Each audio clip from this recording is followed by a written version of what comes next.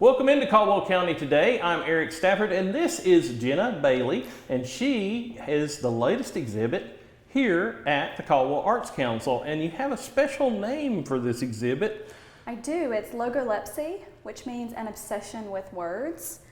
So my idea for this show was to take unusual or uncommon words that are, I think, lesser known in our sort of general vocabulary and kind of highlight them, use the word with its dictionary definition as the title, and each painting is sort of my visualization and interpretation of that word. So this painting, for example, is Fernway, an ache for distant places, the craving for travel. So just kind of the imagery that it evokes for me when I think about the meaning of those words. Okay, now is this you? This is not. This is actually... It's very close to you, but that's why I asked. It is not. It is actually one of my past students that has since graduated. All of the paintings in this exhibit are portraits of some of my students from where I teach at Hibriten High School. Oh, okay. So you're a brave person too. You teach. Yes. It's okay. But it's a beautiful painting, and it is so realistic, incredibly photorealistic. And I love how the pattern becomes the birds in the sky. So it's just crazy. Yeah, with this painting, I really wanted to sort of explore kind of the 3D realism with the sort of flat patterning and kind of create an interesting contrast with that, you know, two-dimensional versus three-dimensional, and juxtapose those just a little bit. Yeah. Now where do you start? Does something hit you? Does like the picture, seeing the girl every day, is there something like that? It sort of depends, because a lot of people have asked me whether I come up with the word first and then the painting, or the painting and then the word. And it's actually sort of a mix of the two. When I decided I was going to do this show and really explore this large of a collection, I sort of gave myself free rein. Yeah. That there were no limits. I could do whatever I felt like I wanted to do without really limiting myself in any way. So some paintings I would start just because I really enjoyed a color or a pattern with no real idea of where it was going, and then I sort of found the painting along the way. Yeah. And then the title came with it, sort of revealed itself over time. And then other paintings, when I would see that word, that's when like the imagery would hit me, and then I had the idea. So sort of comes to you in flashes, I think, visually. Yeah, well that's so cool. And this is it just hit me. I mean, I'm not the sharpest knife in the drawer, but the Escher-esque of it. Yes. A little bit, yes. A little hint of Escher. There's lots of great artist influences. Art history was one of my favorite subjects and classes. Took lots of art history classes in college, so there's definitely some Escher influence here. There's some Art Nouveau influences in some of my other pieces. Andrew Wyeth is one of my iconic heroes. So I think you can see little bits and pieces of other artists in my work, just from where they've made a huge impact on all artists. You know, so you've got to know your history in order to create something new. And get something new. But do you have a structure? Because I know you have school usually. Yes. So do you have a structure that you paint at a certain time every day, or you work on art at a certain time every day? During the school year, it does get really, really challenging to get away and just have the mental energy to put into painting. So I try to really focus on that on the weekends. But really I get the most of my work done in the summers when I have time off, because then it really is just every morning I get up and I have my coffee and I hit my art studio room, and my husband doesn't see me for the next 8 hours, and it's really nice. Wow, 8 hours. Well, you know, if you get on a tangent, if you get going, if you get going. But I always like to ask that, because I should have more of a process than I do for what little bit of art I do. But I should have more of a process, but I just I'm willy-nilly these days. Well, you know, I do think that's one of the hardest things as an artist, especially if you work and you have another job, is finding time and energy and motivation to get yourself started. So I do think it is actually really important to kind of force yourself into the studio, sometimes even when you don't necessarily feel like it. Because, you know, inspiration doesn't really exist when you're sitting there, doing nothing or watching TV, Yeah. you always find inspiration like once you're already working. So even if you're not necessarily in the mood, just start something. Yeah. And then that's triggering, I think, all of your sort of ideas and processing is like once you're already creating and making. So and you feel so much better about yourself because you did a little something. yeah, I guess. yeah, it's so much more motivating. Like once you get started. So Yeah. you just got to dive in and kind of make yourself go in the studio. Okay. Tell us a little bit more about some of the pictures that you have here. And do you have some pottery? I saw some pottery. No, I don't have any pottery in this exhibit. This exhibit is mostly encaustics, Okay. which is beeswax paintings. Oh, and that's why it looks so porcelain. Yes. So I was introduced to encaustic paintings maybe 5-6 years ago and absolutely fell in love with it. At first, it was not something I thought I would enjoy working with at all. It's completely different from any type of painting medium that exists. Yeah. Anything you know about painting, you have to sort of throw it out the window when it comes to encaustics because it's a completely different process. It's very labor intensive, but basically the process of it is you work on a hard surface like wood, and then you take heated beeswax and you paint it on one layer at a time.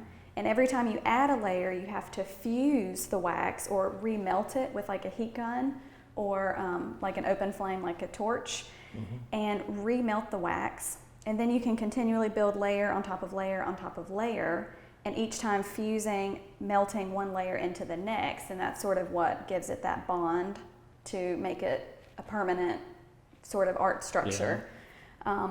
But also a 3D look to it. And it gives it a 3D look to it as well. And the great thing about encaustic is that you can layer, it's very compatible with lots of different materials. You can layer collage papers in, you can layer, drawings, anything like charcoal, pastels, pencil. You can do drawing transfers with graphite where you can basically burnish and transfer graphite onto the wax. You can add oil paint elements. So it's really sort of this unlimited, wide open field of complex things that you can do. And the beautiful thing about the wax, as you're layering these transparent layers of wax on top, and the thicker it gets this hazy sense of depth and atmospheric perspective with it, which is something that I've really enjoyed exploring with a lot of my work the past few years. Okay. So it's a lot of encaustics and then also a lot of acrylic paintings as well. Oh, okay. So. But gorgeous work, all of it. It's fabulous work, and to know that you're here and passing that on to our kids is amazing.